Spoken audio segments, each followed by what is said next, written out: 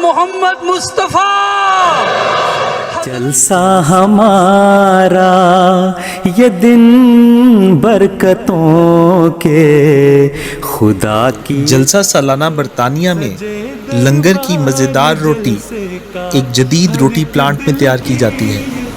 ये रोटी किन मराहिल से गुजर कर तैयार होती है, आटे में कौन कौन से अज्जा शामिल होते हैं, ये सब जानिए इस वीडियो में। चलो 6 बैग आटे के हैं, इसमें ईस्ट है, चीनी है, ऑयल एंड नमक। ठीक है, इंग्रेडिएंट्स डालने के बाद इस बॉल को हम इसमें मशीन में फिट करेंगे और उसके बाद इसमें इसके गूंदेंगे। ठीक है, ठीक है, 10 से 12 मिनट। ठीक है, और उसके बाद फिर इधर ये लिफ्टर पे आ जाएगा, लिफ्टर से हॉपर में चला जाएगा। हॉपर क्या करते हैं? हॉपर में से जाएगा नीचे कटर पे। ठीक है, कटर से उसके पीसीज होंगे। ठीक है, उसके बाद ये ऊपर कन्वेयर पे चला जाएगा। हॉपर से होके ये कटर पे, कटर से कन्वेयर पे जाएगा, कन्वेयर पे से आटा इधर कन्वेयर के ज़रिए ये इधर हॉपर के अंदर चला जाएगा। इधर ये डिवाइडर है, डिवाइडर से पेड़े बन रहे हैं।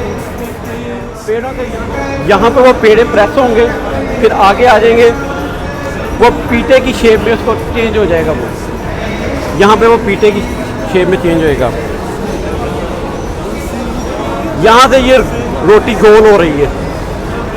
ठीक है, यहाँ से गोल होके रोटी, फिर यहाँ से ये कूलिंग कन्वेयर पे चला जाएगा।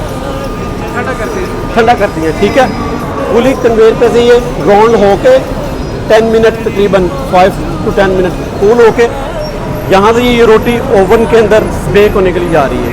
ठीक है, तकरीबन 30 सेकेंड।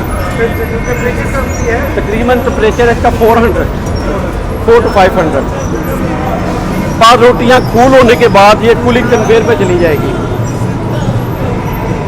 यहाँ से राउंड हो गए कूलिंग कन्वेयर पे से। अब हम आगे चलते हैं जहाँ पैकिंग हो रही है।